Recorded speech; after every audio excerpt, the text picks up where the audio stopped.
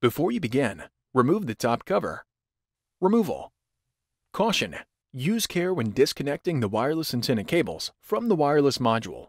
A damaged cable or connector can degrade notebook performance. Carefully disconnect the wireless antenna cables from the wireless module by grasping the connectors with a small pair of needle nose pliers or tweezers. Remove the 2.5mm P0 Phillips head screw that secures the wireless module to the base enclosure. Peel back the mylar that secures the wireless module to the system board.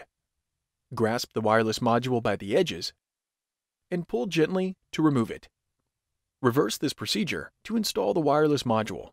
Important: when installing the wireless module, be sure to align the notch in the wireless module with the key in the wireless module slot in the system board.